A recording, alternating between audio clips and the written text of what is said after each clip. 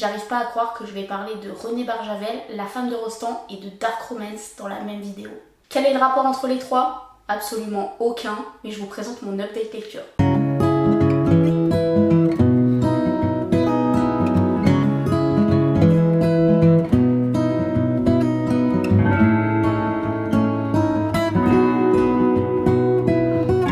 Bonjour à toutes et à tous et bienvenue dans cette nouvelle vidéo. Aujourd'hui je vais vous présenter mes dernières lectures et vous dire ce que j'en ai pensé. Et comme j'ai dit précédemment, n'essayez pas de chercher une logique entre tous ces livres, il n'y en a aucune. Mais bon, j'aime bien lire des trucs un peu différents. Premier roman, enfin dernier roman que j'ai lu, là on sort complètement de ma zone de confort puisqu'on va parler de Dark Romance. Et c'est la première que j'ai lue de toute ma vie. Donc la Dark Romance, c'est un genre qui est assez nouveau et qui mélange, comme son nom l'indique, la romance avec des choses un petit peu violentes, graphiques et pas très légales. Évidemment, ces lectures sont déconseillées aux moins de 18 ans puisqu'on y trouve des scènes très explicites et graphiques. Je vous fais pas de dessin. Mais bon, puisque c'est le grand phénomène littéraire du moment et surtout chez les adolescentes, ce qui m'a un petit peu étonnée, j'ai décidé de m'y plonger et de vous en parler. Le livre que je vais vous présenter, c'est pas du tout moi qui l'ai choisi, c'est une amie qui me l'a conseillé puisque elle est très fan de Dark Romance. Et donc je lui ai demandé quel livre je dois lire pour commencer et elle m'a conseillé celui-ci. Il s'agit du roman Hooked de Emily McIntyre qui est sorti en 2023. Comme vous pouvez le voir, ma lecture a été pas mal balisée par mon amie qui m'a relevé les passages intéressants, importants selon elle. Je vais vous faire un bref résumé. On suit l'histoire de James qui est surnommé Hook et qui est patron d'une discothèque et qui à côté vend des choses pas très légales. Je sais pas à quel point je peux être explicite sur YouTube, donc j'espère que vous comprendrez avec mon résumé un petit peu flou. D'un côté on retrouve James, le bad boy par excellence, qui n'aime personne, qui ne fait confiance à personne, qui fait justice lui-même. De l'autre côté on a Wendy, la jeune fille sans expérience, complètement naïve, et je n'utilise pas ses caractéristiques au hasard, hein. C'est elle qui se décrit comme ça au début du roman. Seulement voilà, James il veut se venger du père de Wendy, et pour cela il va tout mettre en place pour qu'elle tombe amoureuse de lui. Et évidemment, elle va complètement tomber sous son charme, sauf que lui aussi va commencer à développer des sentiments. Et voilà. Vous saupoudrez tout ça avec une bonne dose de violence, de sang et de meurtre, et c'est à peu près le pitch du roman. Autant dire que l'intrigue n'est pas spécialement originale et les personnages sont complètement incohérents. La narration est à la première personne et alterne entre les points de vue de James et de Wendy. Je trouve que l'alternance des points de vue est pas vraiment gérée puisque aucun des personnages n'a une véritable voix. C'est-à-dire que parfois je me suis demandé, on est dans le chapitre de qui, ce qui ne devrait pas arriver, parce que Wendy elle passe son premier chapitre à décrire à quel point elle est naïve, timide, etc. Je vous refais pas la liste, et au final dans son deuxième chapitre elle se prend la tête avec toute la boîte de nuit. Et elle parle super mal au bad boy alors qu'il est censé être craint de tous, et donc d'elle, forcément. Le bad boy, insensible à toutes les femmes, évidemment va tomber complètement amoureux d'elle en l'espace de 3 chapitres.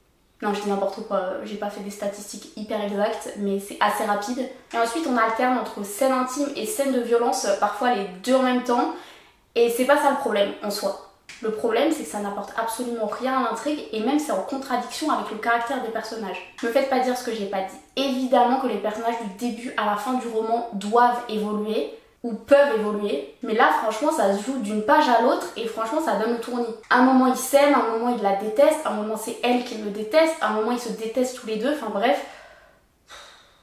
Les personnages passent leur temps à parler pour au final ne rien dire puisque la plupart des malentendus pourraient être résolus en 2 phrases de dialogue, sans déconner. Et puis bon, sans spoiler, mais la fin est une surenchère d'événements qui n'ont ni queue ni tête et qui contredisent complètement le début du roman. Parce que bon, quand on me sort du chapeau un personnage à la fin du roman qui est censé être tapi dans l'ombre depuis le début et qu'au final on n'en a jamais entendu parler, c'est un peu gros, très gros.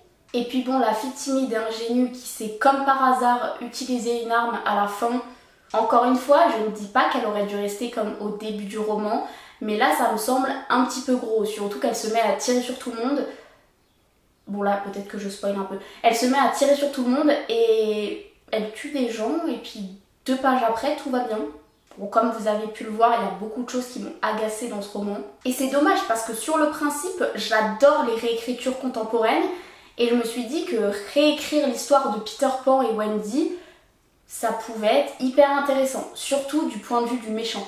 Moi je me suis dit que ça allait être un peu dans la même lignée du live action Cruella, alors évidemment il y a un monde entre Disney et la Dark Romance. Je me doutais bien qu'il y allait avoir des scènes explicites, de la violence, du sang, du sexe, etc. Mais je pensais naïvement que ça allait apporter quelque chose. Il y a quelques références à Peter Pan qui m'ont fait sourire et que j'ai trouvé assez malignes, mais il y en a certaines qui sont selon moi un peu trop grosses et poussées. J'avais un peu l'impression que l'autrice, elle nous faisait des immenses appels de phare, genre « Eh oh, c'est une réécriture de Peter Pan !» Merci, j'avais compris. Est-ce que tu peux dérouler ton intrigue maintenant? Développer tes personnages de manière cohérente, s'il te plaît. Globalement, j'ai pas passé un super moment en lisant ce roman, et ça n'a rien à voir avec le fait que ce soit de la littérature contemporaine, jeune adulte ou que ce soit de la romance. J'ai vraiment trouvé que là, c'était assez mal géré. Je ne suis absolument pas défaitiste et je pense que prochainement, je vais relire de la dark romance pour me faire une idée un peu plus globale du genre. En tout cas, le sujet de la dark romance est hyper intéressant et j'aimerais beaucoup vous en faire une vidéo plus tard quand j'aurai lu plus de livres et que j'aurai fait des recherches. Voilà, c'était mon avis sur le roman Hooked et maintenant on va passer au suivant. On change complètement d'univers et là je vais vous parler d'un roman dont j'ai déjà parlé dans ma vidéo révision brevet sur la science-fiction. Il s'agit du roman de René Barjavel, La Nuit des Temps. Ce roman il est sorti en 1968 et c'est un des classiques du genre. Je me souvenais absolument plus que j'avais ce livre dans ma bibliothèque et je me souvenais même plus de quoi ça parlait. Mais bon, la couverture m'a inspirée. Je me suis donc lancée dans la lecture et il n'a pas tenu très longtemps. Je pense qu'il a duré un week-end, tellement je l'ai dévoré. Pour le résumer, l'intrigue se déroule dans les années 60, pendant laquelle une expédition en Antarctique est menée par plusieurs scientifiques du monde entier. Ils vont donc creuser et trouver une capsule, une espèce d'œuf. Après analyse, ils vont se rendre compte qu'il date d'il y a des milliers d'années. Et à l'intérieur, ils vont trouver un homme et une femme complètement nus et plongés dans un profond coma. Alors évidemment, ils se posent pas mal de questions et ils vont décider de réveiller la femme d'abord dans le but de faire des expériences sur elle et de découvrir cette civilisation qui est complètement perdue et inconnue. Mais voilà, c'est la guerre froide, donc les gouvernements, les médias et les entreprises vont vouloir s'accaparer cette découverte. Il faut savoir que les, je dirais, 100 ou 150 premières pages, j'ai absolument adoré ma lecture. Le décor, l'ambiance, j'ai trouvé ça absolument fabuleux et hyper original. Il faisait, je sais pas, 30 degrés chez moi et pourtant j'avais l'impression d'être en Antarctique tellement les descriptions étaient bien faites, elles étaient prenantes et saisissantes. Et même si je suis une fervente littéraire, j'avoue que la dimension scientifique m'a énormément intéressée. Je ne commenterai pas le réalisme scientifique puisque j'en ai aucune idée, mais en tout cas ça faisait vraiment réel, avec toutes les petites explications scientifiques, les machines, etc. Je me disais vraiment que ça aurait pu exister. Et puis l'expédition avec comme toile de fond la guerre froide, les enjeux politiques, économiques, j'ai trouvé ça vraiment prenant et passionnant. Bon, il y a un des scientifiques, c'est le médecin français qui s'appelle Simon et qui est un petit peu le personnage principal, bien qu'on suive l'histoire de beaucoup de points de vue différents. Et bah ce personnage de Simon, il m'a mis assez mal à l'aise. En fait, il développe une espèce de fascination pour la femme de la civilisation perdue. Et j'avoue que son comportement avec elle m'a un petit peu gênée. Mais bon, ça je le voyais de la part de Barjavel comme une dénonciation. Mais au bout d'une centaine de pages, en fait on va plonger dans les souvenirs de cette jeune femme. Et c'est la partie qui m'a le plus ennuyée. C'est-à-dire que pendant 200 pages, on va décrire toute sa vie, de sa naissance au moment où elle a été enfermée dans l'œuf. La société dans laquelle elle vivait, c'est un petit peu le miroir de la société dans laquelle elle a été découverte, pour montrer finalement que les choses n'ont pas changé. Mais bon, ça m'a plutôt ennuyée puisque au lieu de se concentrer sur les enjeux politiques et la guerre qu'il y avait à cette époque-là, eh bien on se concentre uniquement sur l'histoire d'amour qu'il y a entre cette femme et son amour perdu à jamais. Et sans spoiler, mais le fait qu'on insiste autant sur cette histoire d'amour et le fait que son amour soit perdu, eh bien finalement ça m'a fait deviner la fin assez tôt. Voilà, on se doute que rien ne s'est passé comme prévu et en fait ça nous gâche la surprise de la chute. Mais bon, les 100 dernières pages, on retourne en Antarctique au XXe siècle et j'ai trouvé cette partie tout aussi intéressante que le début parce qu'on voit les missions secrètes et les personnes qui essayent de mettre la main sur cet homme et cette femme. On parle aussi du rôle des scientifiques, des médias et de la jeunesse dans la guerre froide.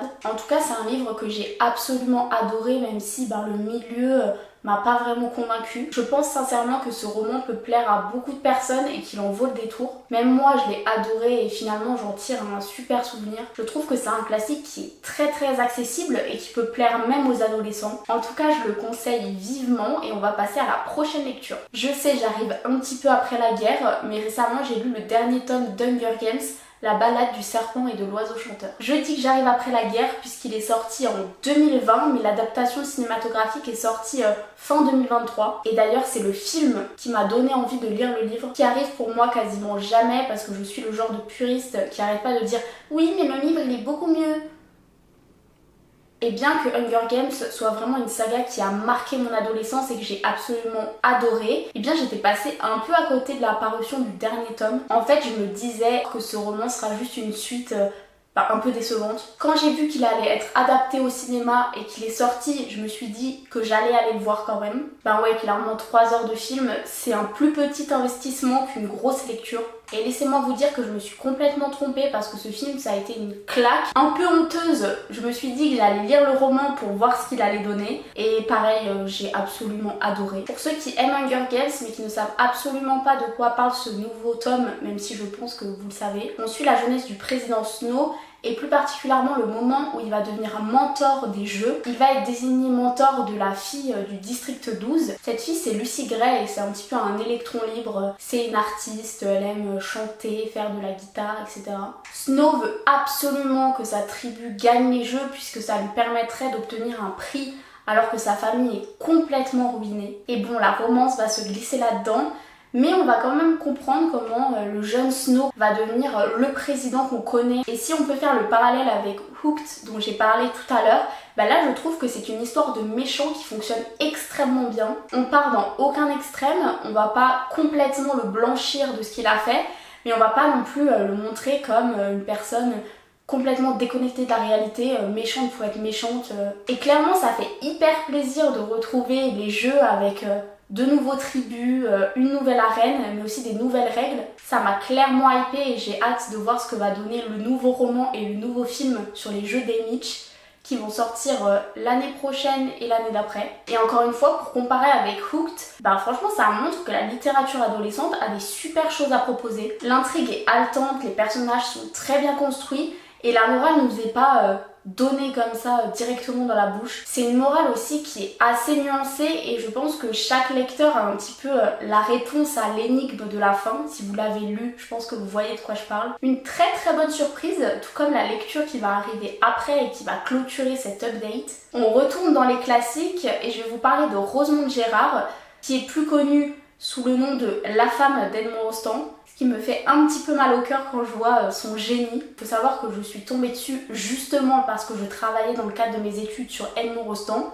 et je me suis intéressée à la relation qu'il entretenait avec sa femme. Et quelle n'a pas été ma surprise lorsque je découvre que sa femme était une poétesse et une autrice hyper connue à l'époque. Je vais pas m'attarder dessus mais c'est vrai qu'elle a été complètement éclipsée par le succès d'Edmond Rostand. Edmond Rostand, si vous vous souvenez pas, c'est celui qui a écrit Cyrano de Bergerac. Et là je me suis dit, bon, maintenant que tu as découvert ça, il faudrait que tu t'intéresses à ce qu'elle écrit. Elle a écrit dans beaucoup de genres différents, mais moi j'ai décidé de me concentrer sur la poésie. Et j'ai choisi un de ses recueils un petit peu par hasard. Pour être très honnête, je savais pas avec quel recueil de poèmes commencer, et donc j'ai choisi celui-ci parce que le titre m'inspirait. Il s'agit de son recueil de poèmes qui s'appelle L'Arc-en-Ciel et qu'elle a publié en 1926. D'habitude, lorsque je lis des recueils de poèmes, je les lis complètement dans le désordre. En fait, je parcours un petit peu les pages, je regarde les titres et je lis ceux qui m'évoquent quelque chose. Mais là, vu que je connaissais pas vraiment l'autrice et que j'avais pas vraiment d'attente, je me suis dit que j'allais le lire entièrement dans l'ordre. Et je dois dire que j'ai été absolument bluffée et je me suis demandé pourquoi est-ce que personne ne parlait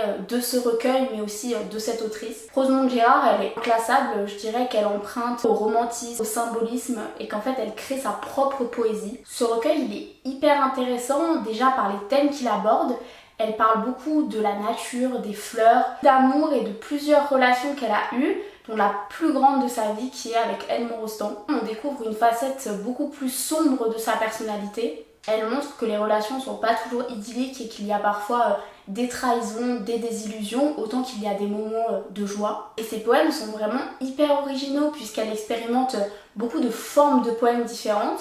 Elle se cantonne pas à un seul schéma de rimes et de poèmes. Elle expérimente un petit peu tout et elle n'hésite pas à incorporer notamment du théâtre dans son recueil. On a certains poèmes qui sont présentés comme des scènes de théâtre. J'ai adoré cette diversité dans les formes et dans les thèmes et je trouve que sa plume est absolument splendide. Elle paraît un petit peu simple au premier abord, mais quand on y réfléchit et quand on creuse, on découvre tout un tas de symboles et d'interprétations différentes. On peut avoir une lecture hyper naïve du recueil et le prendre au premier degré, mais on peut aussi creuser notamment dans l'interprétation des fleurs, parce qu'elle utilise énormément le langage des fleurs. Et quand on décrypte la symbolique de certaines fleurs qu'elle utilise, en fait on a un tout nouveau message qui s'offre à nous. Je pense en faire une vidéo dédiée parce qu'il y a énormément de choses à dire, mais en tout cas c'est un recueil que je conseille à beaucoup de monde. Que vous soyez amateur de poésie ou pas, je pense que vous allez trouver votre compte. Voilà, je vous ai présenté mes 4 dernières lectures, j'espère que mon avis vous aura intéressé. Si vous avez lu un de ces livres, n'hésitez pas à me dire ce que vous en avez pensé dans les commentaires. Je pense que ça peut être hyper intéressant d'échanger autour de ces livres qui sont aussi différents les uns que les autres. En attendant, je vous souhaite de bonnes lectures et je vous dis à bientôt. Salut!